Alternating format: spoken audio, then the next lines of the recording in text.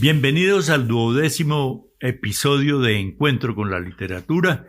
Hoy nos acompañan Bernardo Borges, Fernando Ibáñez, Paula Borges y quien les habla, Luis Eduardo Vargas. Vamos a empezar hoy, para cambiar el orden acostumbrado, con Fernando Ibáñez, quien nos compartirá su acostumbrado espacio de historia del teatro. Bienvenido, Fernando. Bueno, muchas gracias, Luis Eduardo. Buenos días para todos los oyentes, para todas las personas que nos acompañan, para la mesa de trabajo. El programa anterior hicimos la retoma, llamémoslo así, de el teatro como expresión puramente artística. Ya habíamos dado anteriormente algunos rodeos alrededor de la cultura y el arte que le dan el enriquecimiento al concepto de lo que hacemos. En el programa anterior hablábamos de lo que era el espacio del teatro y mesoamericano, iberoamericano, pero desde la óptica de lo precolombino. Esa herencia maravillosa, mágica, que nos ha legado una estructura cultural que, aunque estuvo, llamémoslo así, aunque a muchos les moleste, enriquecida con la cultura europea, independientemente de la brusquedad con que ello llegó hacia nosotros, ese encuentro, esa interacción cultural enriquece porque hace que las culturas se mantengan vivas, y eso es lo que nos ha legado la historia hasta nuestros momentos. En el programa anterior hablábamos de empezar a analizar algunas obras específicas de culturas mesoamericanas e iberoamericanas, y en este caso, la especificidad de lo que pasa en la parte sur de nuestro país, hacia abajo, donde se desarrolló la maravillosa cultura inca, ese lenguaje quechua, que abarcó un gran territorio de Sudamérica y se encontró a las orillas de nuestra cultura muisca. Denominábamos como una expresión muy clara de la expresión artística y estética y teatral de los incas un texto maravilloso que nos llegó desde los historiadores hasta nosotros, que se llama el Ollantay. El Ollantay, hablemos un poco en principio de lo que es su argumento. Un guerrero maravilloso de una zona que se llama el Ollanta, al servicio del Inca, Tupac Amaru, libra una serie de batallas que fortalecen la soberanía del Inca. En ese momento, el imperio, si bien estaba fortalecido, ya empezaba a generar unos resquebrajamientos de luchas intestinas por el poder, a partir de su estructura piramidal de la que hablaremos más adelante, de tipo social. En esa estructura, lo que queda bien claro es que los plebeyos no pueden aspirar a tener formas de vida más allá de la categoría social en que han sido ubicados, así sea un guerrero maravilloso como lo fue el Ollantay. La narración del texto dramático nos cuenta que una vez llegado victorioso al Cusco, Ollantay había conocido a la hija del Inca, Tupac Amaru, y se había enamorado de ella, e igualmente ella de él. Pero sucede que la hija del Inca era una princesa, las princesas que se denominaban las vírgenes del sol. Todos sabemos que el sol era un objeto de adoración de la cultura inca y era el soberano del cual dependía el Inca. Y el Inca rendía tributo y estaba próximo a ese tributo cuando se daba una máxima expresión del sol en un espacio de primavera, en donde el Inca designaba más de 100 llamas para ser sacrificadas y las vírgenes para ser entregadas al dios Sol. Admirado el Inca Tupac Amaru con el gesto heroico del guerrero de haber vencido en las luchas internas a los opositores del Inca, le pregunta qué es lo que quiere a cambio de la ofrenda de victoria que le había entregado a su imperio. Ollantay ya sabía que no podía aspirar a la princesa y que, de hacerlo, generaría la furia del Inca y, por lo tanto, la furia del dios Sol.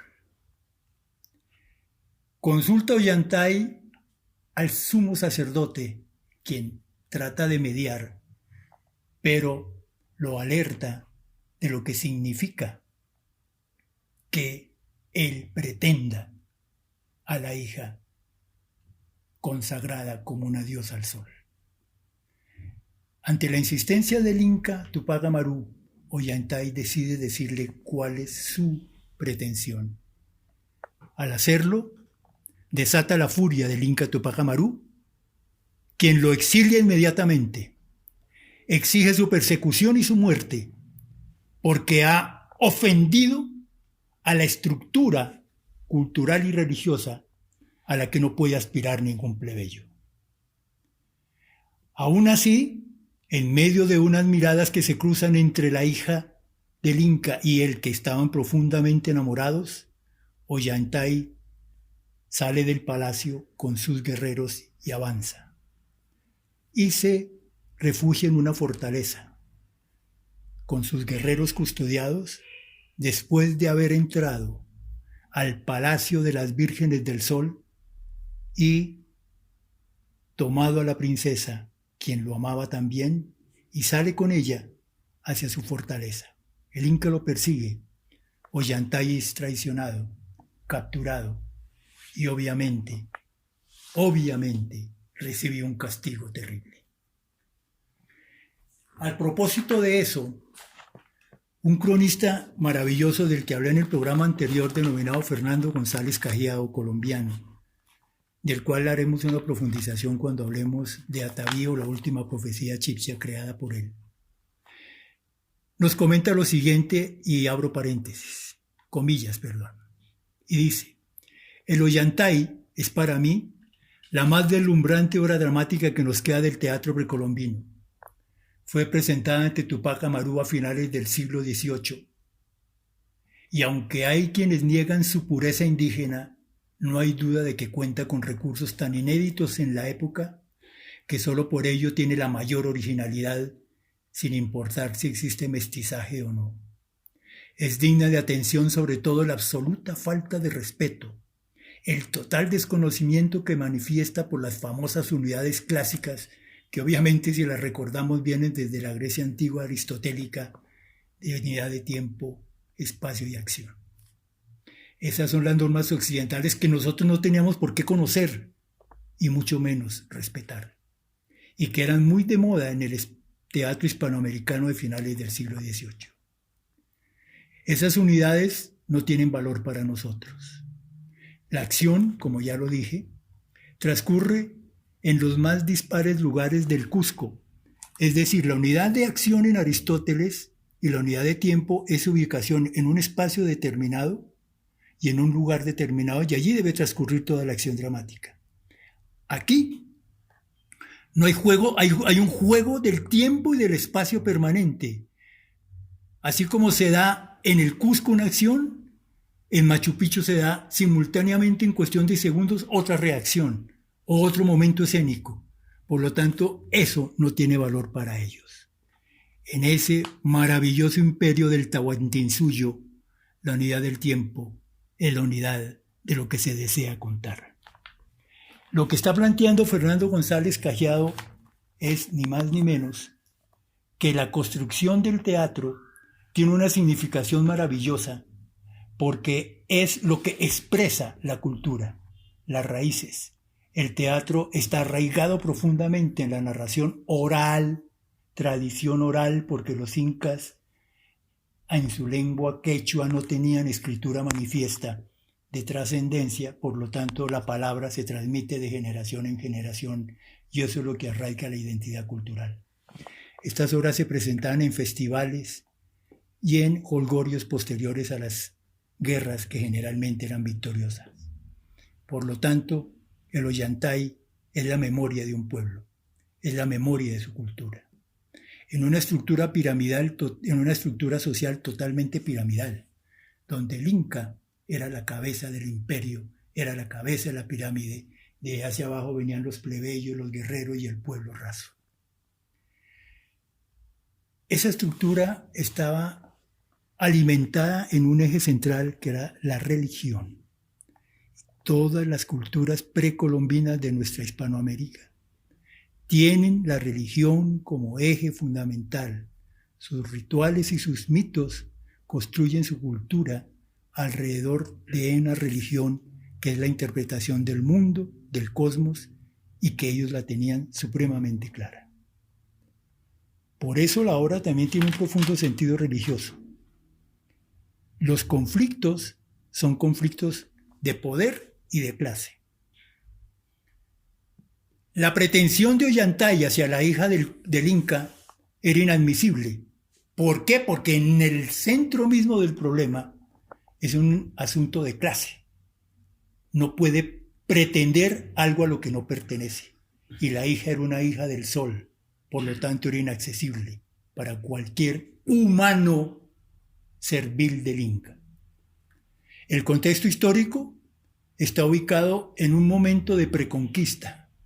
Ya estaba cercana la invasión española. Y el imperio, fíjense qué contradicción tan interesante.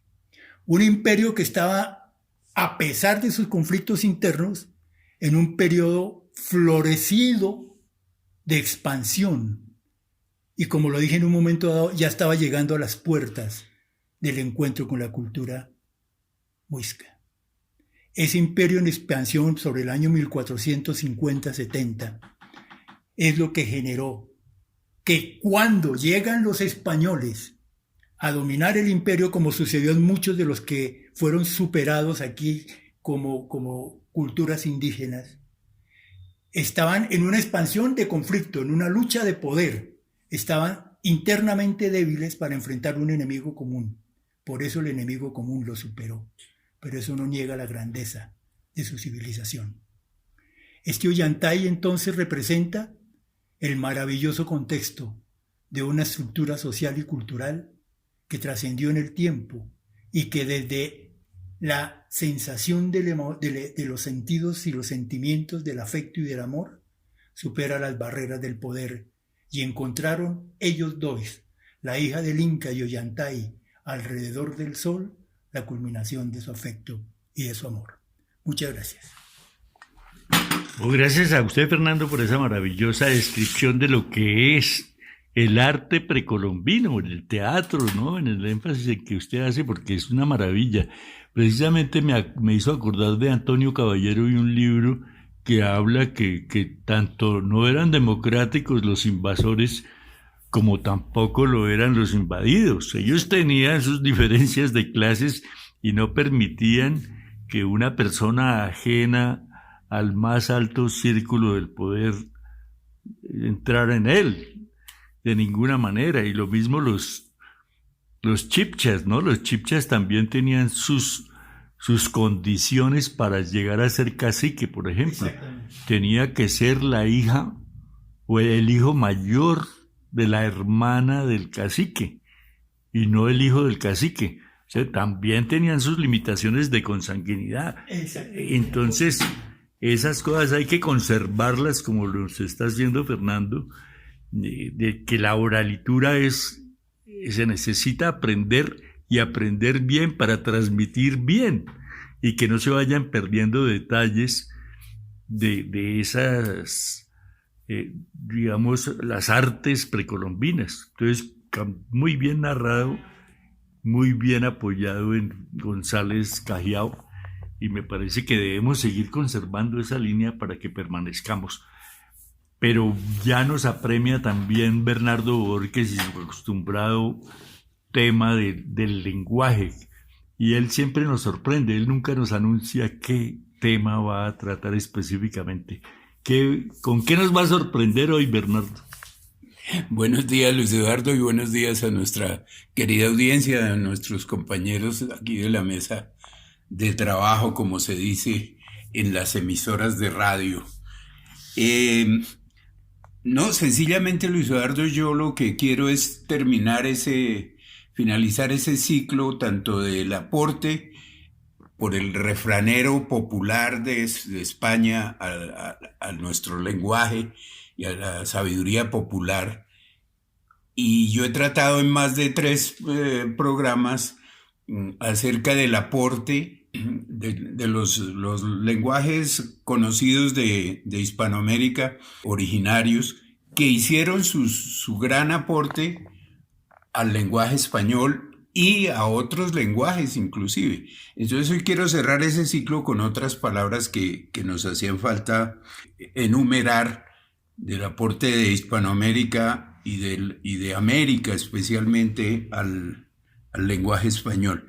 Pocas veces nos detenemos a pensar que palabras tan importantes como aguacate, cacao, coyote, chocolate, tomate, cacique, caníbal, canoa, huracán, tabaco, alpaca, coca, cóndor, chinchilla, quinina y etcétera.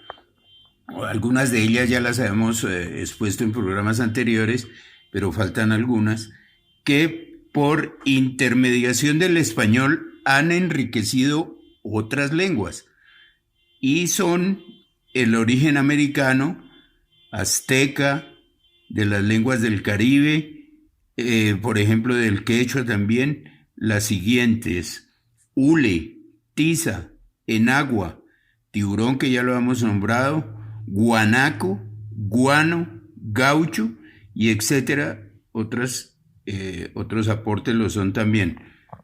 Los que más interés ofrecen son los de la flora y la fauna.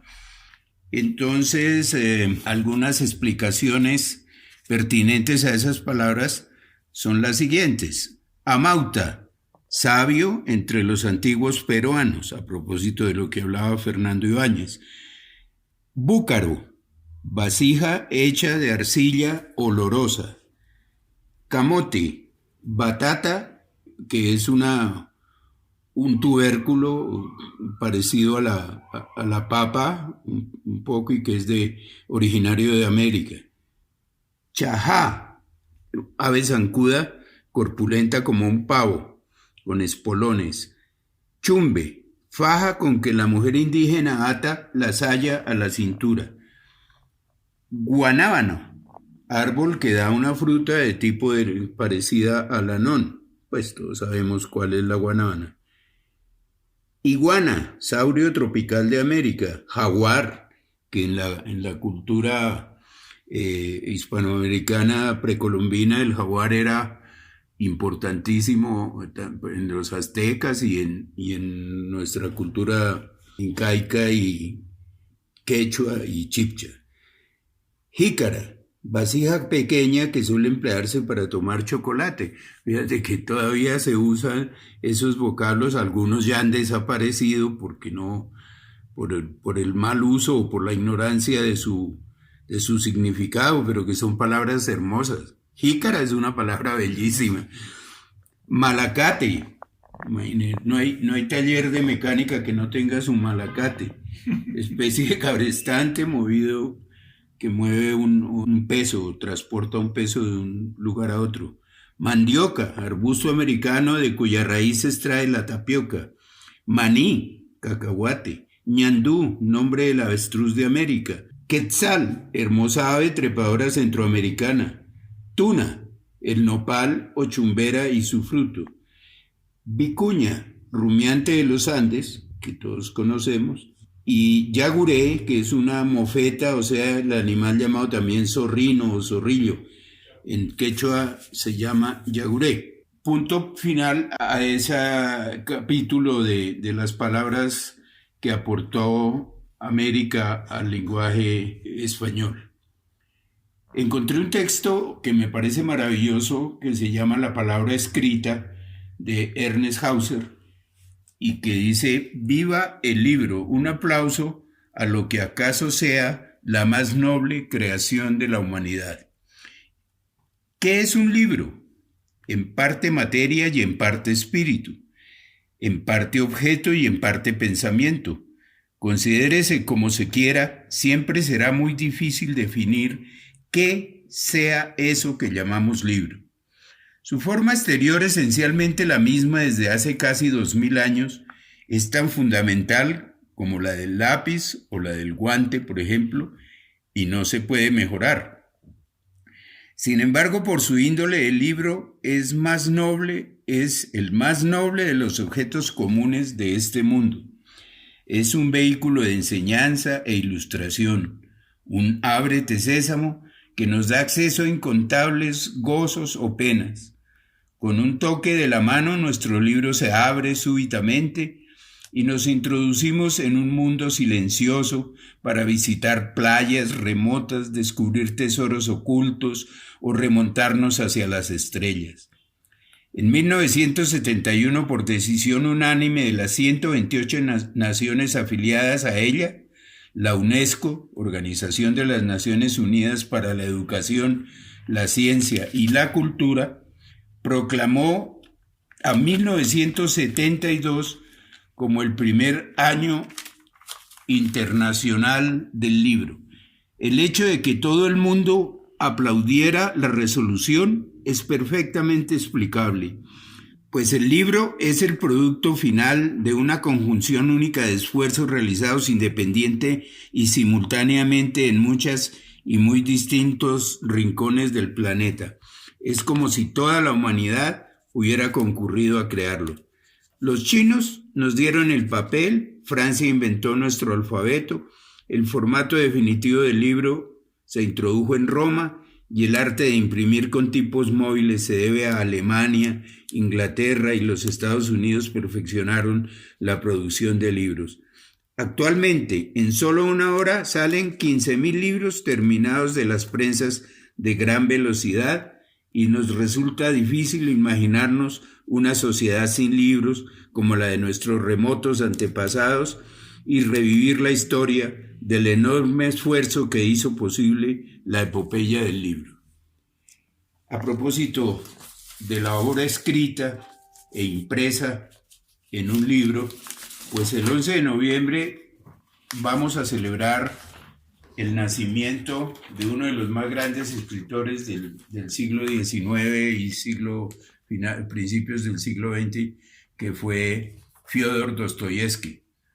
A propósito del bicentenario de este natalicio del escritor ruso, que como ya lo dije, se cumple el próximo 11 de noviembre, veremos algunas ideas y aspectos biográficos que determinaron su obra literaria. Esta es una nota del Espectador del 1 de noviembre del 2011, pero todos, sin distingos, de los que estamos aquí hemos tenido que ver de alguna manera con Dostoyevsky. ¿Quién no ha oído hablar de Crimen y Castigo? ¿Quién no ha oído hablar de los hermanos Karamazov y otra serie de obras sensacionales de las vivencias del propio Dostoyevsky? Porque es que él es Raskolnikov en Crimen y Castigo, es su propia vivencia.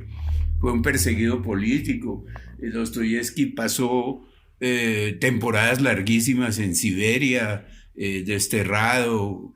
Fyodor Dostoyevsky pensaba que uno de los problemas de su tiempo era la muerte de Dios, porque la revolución bolchevique desde luego desterró a Dios y cerró las iglesias y todo. Y a él le preocupaba ese problema, no tanto por lo complejo del hecho de cambiar la ideología de la gente, sino de cómo afrontaría la gente en su mente ese estallido tremendo del ateísmo en unas mentes ya supremamente imbuidas en la religión.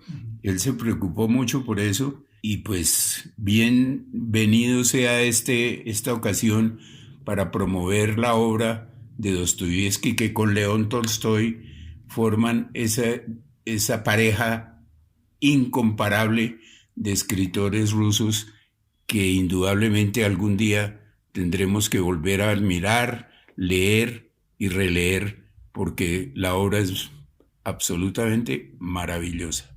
No sé si tú quieras agregar algo al respecto de Luis Eduardo de Dostoyevsky. ¿Qué impresión te dio, por ejemplo, Crimen y Castigo?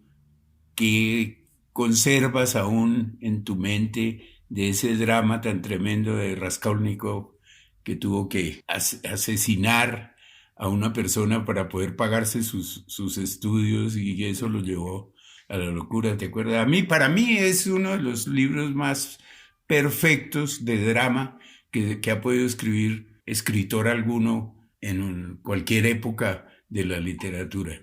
Me parece sensacional. No sé si tengas algún comentario. Pues sí, la persona que asesinó el protagonista de la novela era una prestamista. Pues yo creo que eso es universal y que deberíamos seguir haciéndolo. Acabar con los prestamistas. Con los banqueros. Y la deuda externa, por ejemplo, ahí está retratada, ¿no? Cómo una persona se ve, digamos, con el pagadiario que llaman, o el peso a peso que todos los días hay que pagar, pues me parece que es una forma agresiva de explotación a la gente y que él la universalizó ahí y está vigente. Los bancos son los que más ganan en cualquier emprendimiento, en cualquier organización empresarial. Los bancos no dejaron de ganar en la pandemia. Entonces yo creo que multiplicaron sus ganancias. Por eso, y las compañías de seguros, para no ir muy lejos, los carros estuvieron parados año y medio y sin embargo nunca les rebajaron un peso a la tarifa o a la prima del seguro obligatorio, ni se dejaron de pagar impuestos. Es decir, los bancos seguirán siendo eso, porque me parece que lo que está mandando a decir Dostoyevsky con ese crimen es que deberían de considerar un poco al usuario del crédito. Y León Tolstoy, pues desde luego, dijo alguna vez que describe tu aldea y serás universal.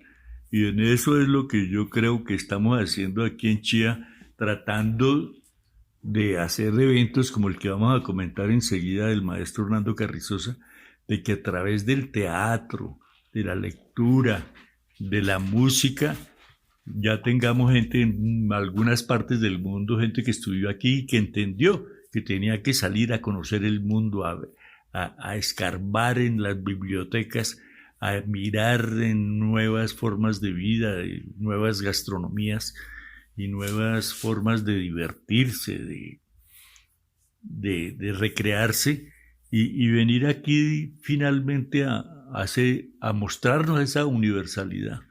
Yo creo que, para comentarlo, la clausura de la exposición que llamó Avenida Profiláctica Hernando Carrizosa y que se hizo en el segundo nivel del Teatro Seba Maíz, se clausuró el viernes con una organización que me parece fabulosa en la medida en que se involucró personal de Chía, un pianista, Daniel Garzón, una chelista, Paula Borges, y gente que involucró el sacerdote mayor como Germán Daniel González o como Mario Castro o la misma Lisa Hernández, que participaron. Es más, nos puso a los asistentes a hacer un coro, y me parece que esa es una forma de involucrar, de hacer el arte más participativo, involucrar a esas personas. Yo creo que fue un acto muy bonito. Al final se me ocurrió, el fotógrafo me dijo, ¿por qué no me organiza la gente?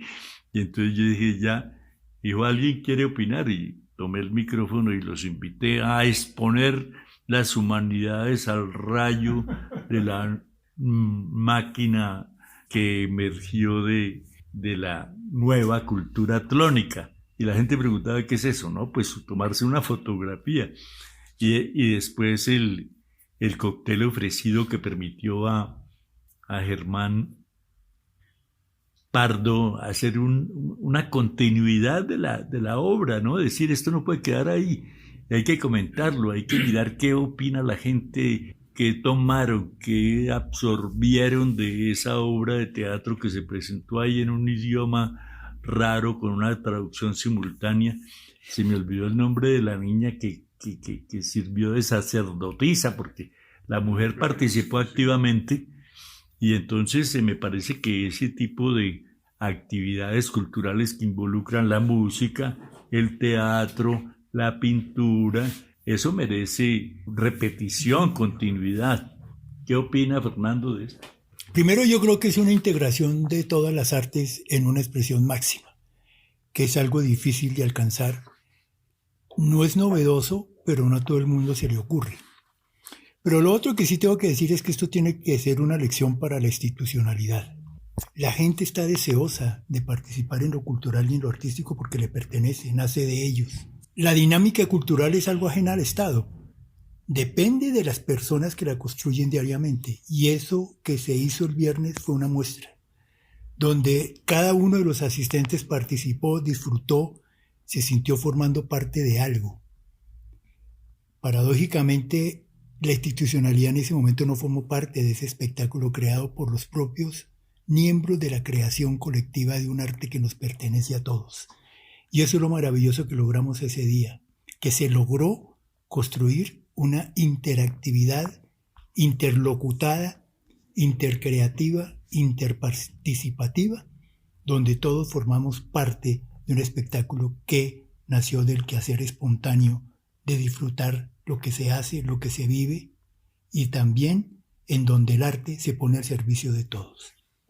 Sí, a mí me sorprendió mucho la formal informalidad, porque realmente, pues, los que estuvimos presentes nos encontramos con un acto muy relajado, muy espontáneo, pero detrás de eso está la labor incansable del maestro Carrizosa, que ha logrado crear ese mundo, esa forma cultural tan espontánea. Es que no podemos olvidar que estábamos rodeados de 52 obras de arte de gran formato, que eso en números, cuantitativamente hablando, es una gran exposición, pero verdaderamente de dimensiones muy importantes. Y en el centro de eso, rodeados de esa maravillosa obra pictórica, los actores, la ceremonia, el mismo público, todos integrados, todos participando, la música, los intérpretes. La música, yo quiero resaltar que fue creada para ese momento, para esa actividad irrepetible, porque esa música no se va a volver a tocar en ningún otro acto similar ni nada, porque cada exposición tiene su propio momento, y para ese momento unipersonal del maestro Carrizosa tiene también su propia creación nueva. Cada obra es una nueva creación, cada exposición tiene mucho que ver con el momento en que se está precisamente exponiendo la obra. De manera que Avenida Profiláctica es una muestra apenas. Para caer en un lugar común, es la punta del iceberg de una obra monumental que tiene preparada el maestro Hernando Carrizosa. Enhorabuena los que participamos, los que podemos ver de primera mano todo ese conglomerado de expresiones artísticas, y qué bueno que es un artista de nuestro tiempo, que nos tocó además honrarnos con su amistad y con esa manera tan cálida y tan desparpajada que tiene Hernando Carrizosa. Estoy muy agradecido de haber podido ver y compartir además con ustedes esos momentos tan especiales del arte. Sí, y otra de las cosas que me llamó la atención es que asumen un papel con una investidura, con un traje, con una sotana diseñada también para la obra, es decir, todo lo integra de tal manera que hasta el diseñador de modas aparece también la espontaneidad de esos actores involucrados, Mario Castaño y Mario Castro, como incorporados a través de un formato que ya estaba previsto con un libreto para cada participante como actor de la obra.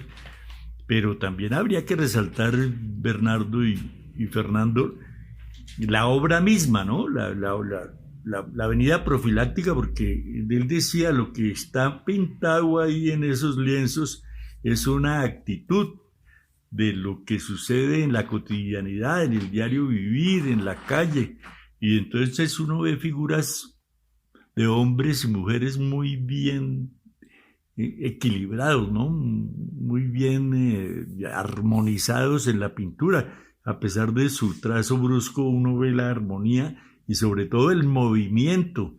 Hay personajes de las obras que como que se quieren salir del lienzo y lo están abordando a uno que, como observador.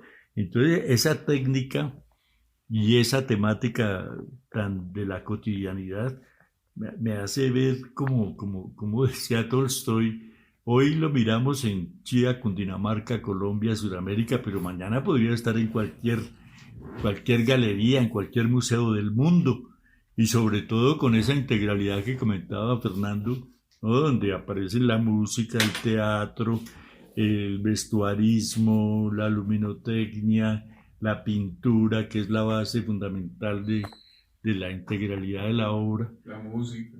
Entonces todo hace pensar que pronto lo veremos en otros escenarios del mundo, como decía Tolstoy. Y la niña Paula nos quiere compartir la lectura de la carta de la maestra recientemente fallecida Gloria Nieto de Arias, para que que recomendemos a las jóvenes mujeres que hoy quieren iniciar una carrera o, como decía ella, iniciarse en una etapa laboral. Niñas queridas, les escribo hoy a ustedes, niñas queridas, que dejan el colegio para involucrarse en la vida universitaria o, tal vez, para comenzar a trabajar. Será su decisión. Y eso es lo que quería decirles. Desde ahora tendrán que hacer uso responsable de su libertad. No crean que es tarea fácil, pero sí fascinante. Hace 90 años mi padre, Agustín Nieto Caballero, y un grupo de amigas y amigos suyos decidieron fundar un colegio hermano del Gimnasio Moderno. La experiencia innovadora con los muchachos había dado un resultado magnífico y decidieron buscar iguales oportunidades para las niñas. Les digo innovadora porque antes nunca se había intentado en Colombia este tipo de educación cifrada en la libertad, en el respeto por el otro. Antes no se había antepuesto el ejercicio mecánico de la memoria, la capacidad de comprender y deducir. La escuela nueva hablaba de un nuevo mundo en el cual cada alumno es responsable de sus actos, de su progreso. No pierdan nunca la alegría y la autenticidad de la juventud. Nunca sean viejas aunque tengan 90 años, como ahora tengo yo. Tiene su colegio, que es el mío, una de las cualidades más importantes para la existencia. Crea vínculos de amistad que no se pierden nunca. Yo me gradué en 1944 y mis mejores amigas hoy siguen siendo las de entonces. Ausentes o vivas siguen a mi lado. ¿No les parece algo increíble? Procuren ser positivas, conciliadoras, afectuosas, leales. No pretendan ser mejores que todos sus compañeros. A veces resulta imposible. Pero procuren ser mejor que ustedes mismas. Eso sí, podrían hacerlo, todos y cada uno de los días de su vida. Que el objetivo de sus estudios no sea acumular información, sino, más bien, aprender a relacionar conocimientos. Hoy tienen mucho que hacer y mucho en qué pensar. Por eso las dejo. Me despido y les deseo que logren lo que quieran. Pero, eso sí, prométanme que ese sueño será digno de cada una. Un abrazo cariñoso, Gloria Nieto de Arias, promoción 1944, hija de don Agustín Nieto Caballero. Qué lectura tan oportuna, María Paula, sobre todo para ti que estás en ciernes de terminar tu tu bachillerato y que ya vas a salir al mundo con grandes expectativas, con un proyecto de vida. Ojalá esas palabras tan hermosas que acabas de leer calen en tu vida. Sí, gracias por la lectura de esa carta de doña Gloria Nieto de Arias, hija de Agustín Nieto Caballero y esposa de Roberto Arias Pérez, el fundador de Colsubsidio, y ya comentábamos extra micrófono con Fernando, de esa maravilla de diseño del Teatro Colsubsidio. Con Bernardo alguna vez compartimos dos pianistas rusos, un hombre y una mujer, y se da uno cuenta de la estética, ¿no? De la entrada, de la lámpara también puesta, de las alfombras, del diseño de los interiores, de la acústica del escenario, de la misma telón de boca, dice uno, está hecho por una persona que conoce mucho mundo de la cultura, mucho escenario de primera calidad y quiso traer lo mejor para los colombianos. Entonces me parece que darle las gracias a Gloria Nieta por todo lo que hizo para la educación y a Roberto Arias por sus aportes también a la cultura que nos permite hoy, pues, compartir, como decía Bernardo, así como compartimos hoy con Hernando Carrizosa y mañana en otro escenario donde los comentarios y los críticos de arte le den el valor que realmente tiene la obra del maestro Hernando Carrizosa. Los esperamos en un próximo episodio de